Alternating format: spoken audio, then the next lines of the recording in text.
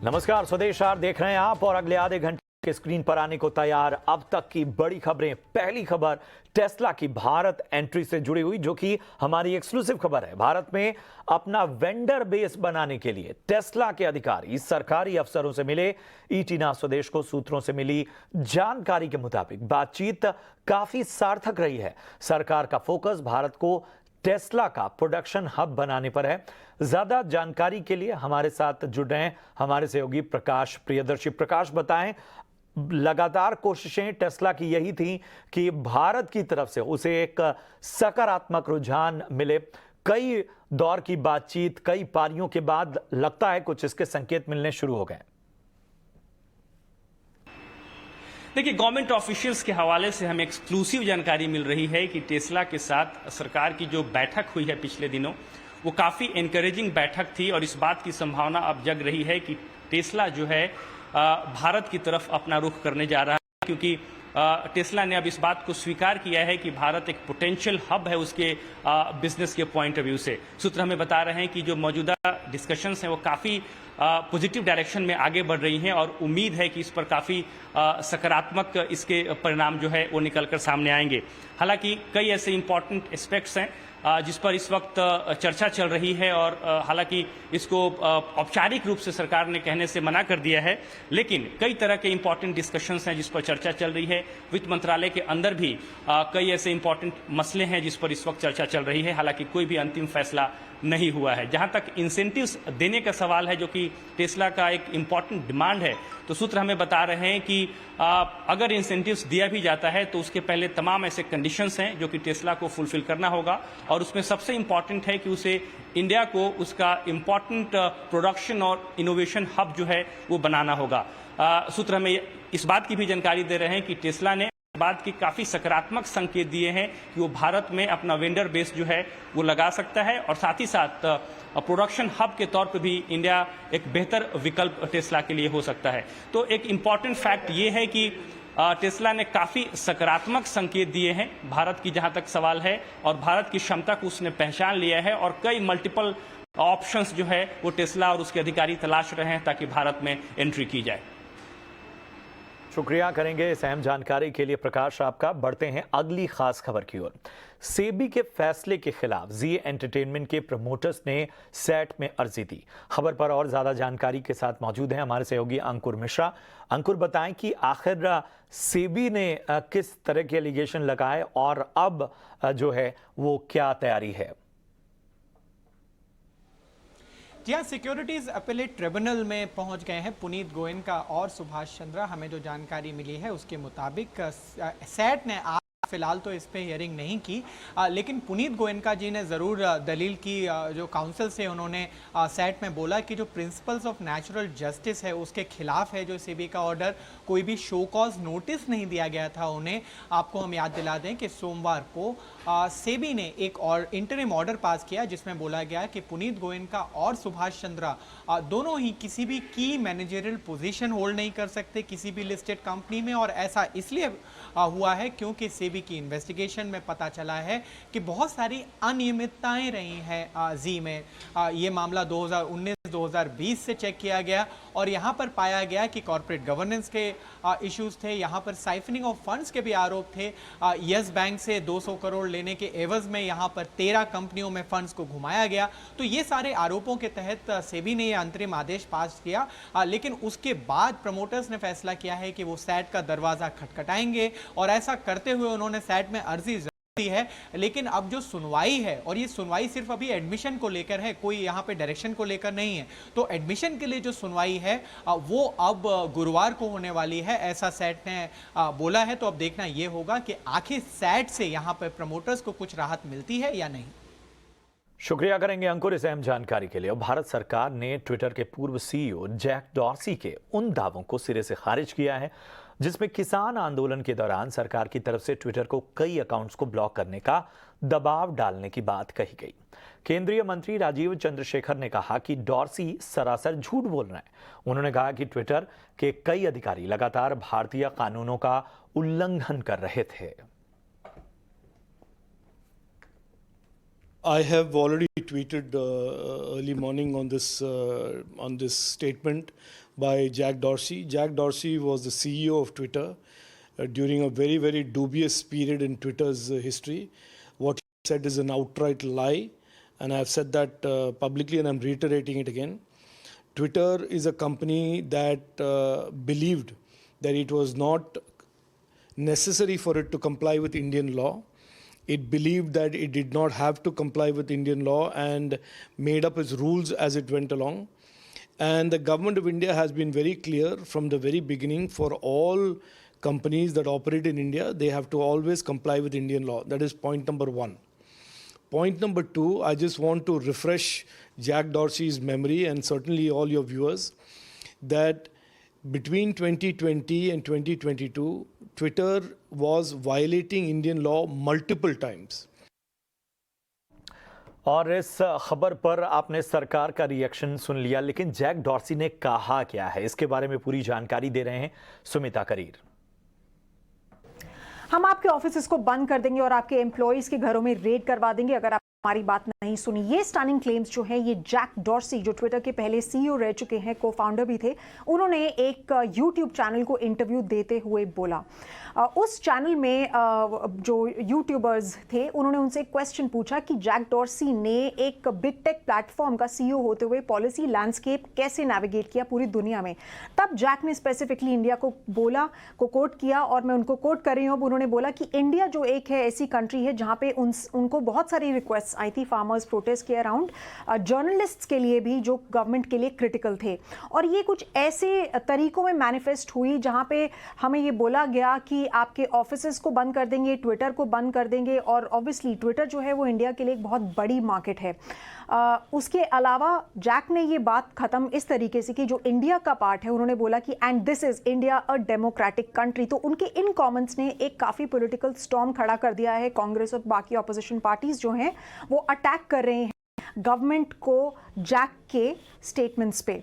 अब गवर्नमेंट ने बहुत शार्पली रिएक्ट किया है। Minister of state for IT and electronics Rajeev Chandrasekhar ने जैक डॉर्सी के क्लेम्स को एक साफ झूठ बताया। उन्होंने ये भी बोला है कि ट्विटर को कभी बंद नहीं किया गया और कोई कभी जेल में नहीं गया। उन्होंने ये भी बोला कि जो डॉर्सी हैं वो एक रिपीटेड वायलेटर है। उन्होंने ये भी बोला कि ट्विटर एक कंपनी है जो ये बिलीव करती है कि उसको इंडियन लॉ कभी मानने की ज़रूरत ही नहीं है।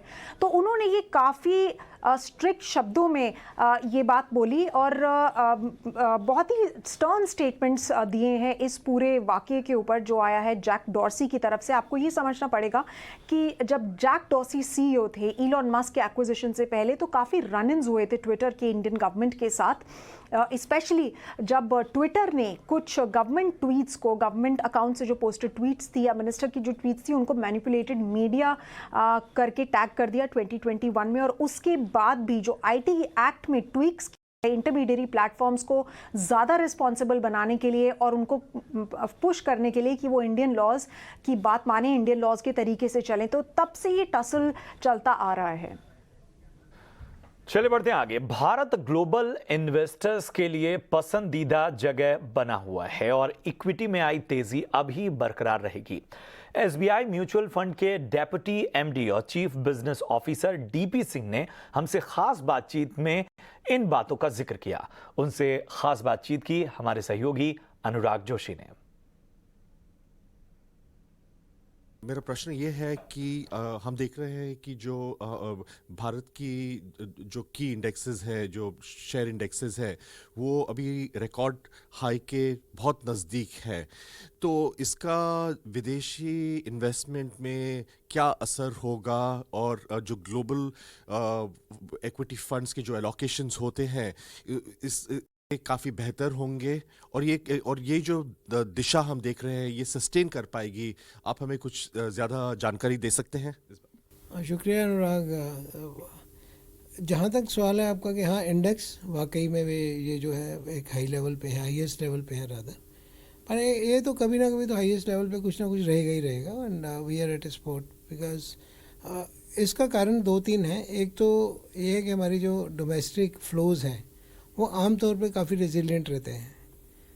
आज की डेट में अगर हम देखें तो हमारे 14-15 हज़ार करोड़ रुपये का पैसा जो एसआईपी के थ्रू आता है, उसके अलावा जो लमसम पैसा आता है, या उसके अलावा ये जो इंश्योरेंस कंपनीज का पैसा है, या PMS, AIF, ये सब लोगों का जो पैसा आता है इकट्ठा होकर जब मार्केट में लगता है तो एक बड़ा अमाउंट होता है जो कि मार्केट को बचा के टूटने नहीं देता। और अभी तो क्या हुआ कि अभी हमने पिछले महीने देखा जैसे डोमेस्टिक मार्केट में फ़्लो थोड़ा कम हुआ, परंतु उस वक्त FII और FPI का पैसा काफ़ी आया। तो ये जो मार्केट का उतार चढ़ाव है ये 3-4 कारणों से होता है।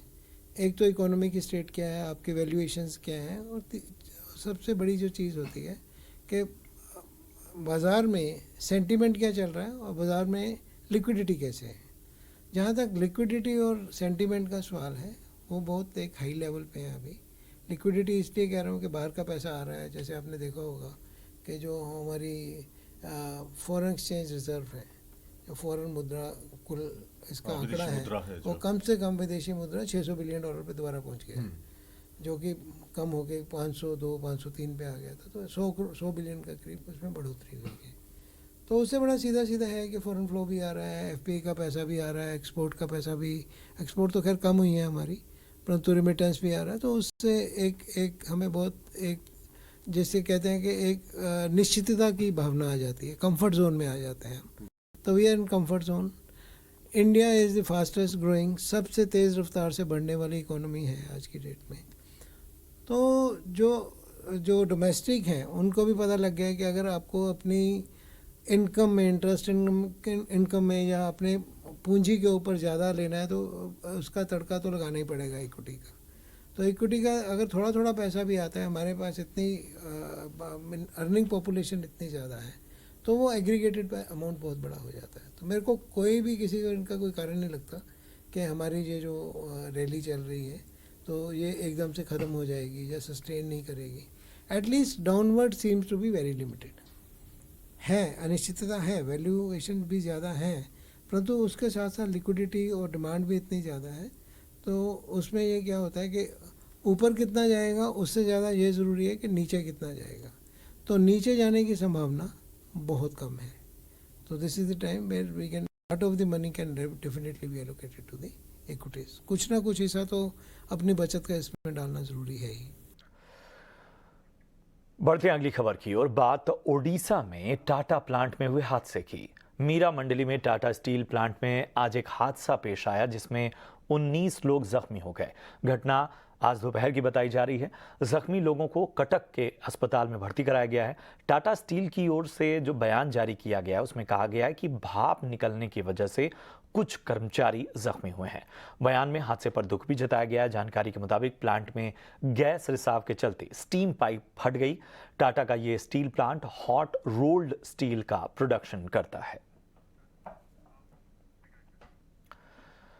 और चलिए अब वक्त है बिपरजॉय तूफान की चाल से जुड़ी ताज़ा अपडेट लेने का। अरब सागर में उठा तूफान बिपरजॉय कमज़ोर ज़रूर हुआ है लेकिन गुजरात के तटीय इलाकों में अपना असर दिखा रहा है। तूफान की वजह से 7 लोग अपनी जान गंवा चुके हैं। केंद्र और राज्य सरकार लगातार बिपरजॉय पर नज़र बनाए हुए हैं। अब तक 20,000 से ज़्यादा लोगों को सुरक्षित जगहों पर पहुँचाया जा पाया है। गृह मंत्री अमित शाह ने आज आपदा प्रबंधन से जुड़ी एक अहम बैठक की और साथ ही गुजरात के CM भूपेंद्र पटेल से हालात की जानकारी ली। आपदा प्रबंधन के लिए केंद्र ने 8,000 करोड़ रुपए का ऐलान किया है। वहीं स्वास्थ्य मंत्री मनसुख मंडाविया ने भुज में आर्मी बेस कैंप का दौरा कर हालात का जायजा लिया। अनुमान के मुताबिक चक्रवाती तूफान बिपरजॉय 15 जून को कच्छ के तटीय इलाकों से टकराएगा। तूफान की वजह से कच्छ और गुजरात के अलावा मुंबई के और महाराष्ट्र के जो कोस्टल इलाके हैं, तटीय इलाके, वहां तेज आंधी और बारिश का दौर जारी है। और तूफान की आशंका को देखते हुए बड़ी संख्या में लोगों को शेल्टर होम में शिफ्ट किया गया है। इसी शेल्टर होम पर सरकार की तरफ से लोगों को खाने पीने और दूसरी चीज़ों के इंतजाम विशेष तौर पर किए हैं। हमारे सहयोगी अभिषेक अवस्थी की रिपोर्ट आपको दिखाते हैं कच्छ से, जहां से उन्होंने तूफान से जुड़ी ताज़ा रिपोर्ट हम तक पहुंचाई है। हवा की गति लगातार तेज हो रही है और मौसम का रुख खराब हो रहा है लगातार। जिस तरीके से तूफान आने वाला है और उसके प्रिकॉशंस के चलते हम इस वक्त मौजूद है गुंदवली गांव में, एक प्राथमिक शाला जो पूरी की पूरी एक शेल्टर कैंप में तब्दील हो गई। आप देख सकते हैं ये समुद्री किनारे से लोग जो गांव में बसे हैं उनको यहां पर सेफ कैंप में लाया गया है अपना अपना सामान लेके, ज़रूरत का सामान लेके सब यहाँ पर आए हुए हैं और लगभग 2 दिन तक, जब तक चेतावनी दी गई है तब तक उन्हें यहाँ रखा जाएगा। सरकार ने तमाम सुविधा की गई है, खाने की व्यवस्था का है, पानी की व्यवस्था का है और रहने की व्यवस्था यहाँ पर की गई है। और साथ ही साथ अगर इस कैंप की बात करें तो लगभग 120 से 150 लोग अभी यहाँ पर मौजूद है और भी लोग आने की संभावना है। कैपेसिटी 200 लोगों की है। यहाँ आपने देखा एक रूम है, वही बाजू में भी दूसरा रूम है जहाँ पर लोग बैठे हुए हैं और जिस तरीके से चेतावनी दी गई है, प्रशासन लगातार अपने तरफ से कोशिश कर रहा है कि जितने भी गांव वाले हैं जो समुद्र के किनारे हैं उन्हें इवैक्यूएट किया जाए, उन्हें यहाँ पर लाया जाए। और साथ ही साथ आप देख सकते हैं तमाम लोग यहाँ पर आए हुए हैं और जिस तरीके से एक चेतावनी दी गई है उसके मद्देनज़र 2 दिन तक उन्हें यहाँ रहना होगा। और साथ ही साथ जिस तरीके से एडमिनिस्ट्रेशन के तमाम इंतज़ाम किए गए हैं, खाने पीने से लेकर सारी व्यवस्था उनके लिए की गई है, उनका एक तरीके से पालन करना होगा। हाई अलर्ट दिया गया है। क्या कुछ प्रशासन ने इंतज़ाम किए हैं, इस कैंप में क्या उन्हें मिलेगा, आइए जानते हैं, समझते लेते हैं यहाँ पर कैंप के जो इंचार्ज है, कैंप के लिए जो काम कर रहे हैं उन लोगों से। साथ ही साथ आप अभी कितने लोग हैं यहाँ पर और क्या क्या व्यवस्था है और कितने गाँव से कितने लोग आ सकते हैं? सर यहाँ पे अभी तकरीबन 150 लोग हैं, 150, और अभी एक ही गांव के लोग आए हैं। यहाँ से बाजू में मोढुआ गांव है, वहाँ से रेस्क्यू किया है। अलग अलग इनके लिए 4 से 6 सेटलर बनाए हुए हैं 4 गांव में। एक गांव है नाना बढ़िया, दूसरा गांव है पिपरी और एक मस्का और ये गुंदियाली। अभी हम करंट गुंदियाली गांव में है।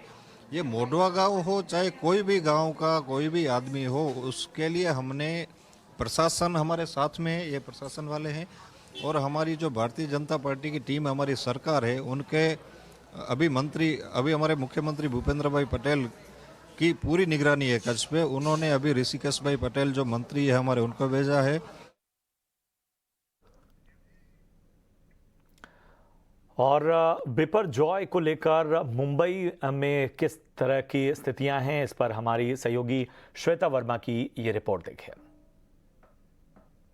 चक्रवात तूफान बिपरजॉय 15 जून को जो गुजरात है उसके तटीय इलाकों से टकराएगा, लेकिन तरीके का कहर यह साइक्लोन मुंबई पर बरपा रहा है। ये सीधी तस्वीरें हम आपको दिखाते हैं। हम इस वक्त दक्षिण मुंबई के मरीन ड्राइव पर मौजूद हैं। मेरे कैमरामैन निसार आपको साफ तस्वीरें दिखा रहे हैं किस तरीके से तेज हवा का बहाव है, साथ में कितनी तेजी से हम देख रहे हैं जो टाइडल वेव्स हैं, जो लहरें हैं वो चट्टानों से टकरा रही हैं। और इसी प्रकार का जो मौसम है एक सवेरे से बना हुआ है और इसी के बीच में यह भी देखना होगा कि यहाँ पर बारिश भी हो रही है। Light to moderate spells of rain लगातार जारी है और इसके साथ ही पुलिस का भी डिप्लॉयमेंट यहाँ पर हम देख सकते हैं। पुलिस की भी निगरानी यहाँ पर रखी गई है।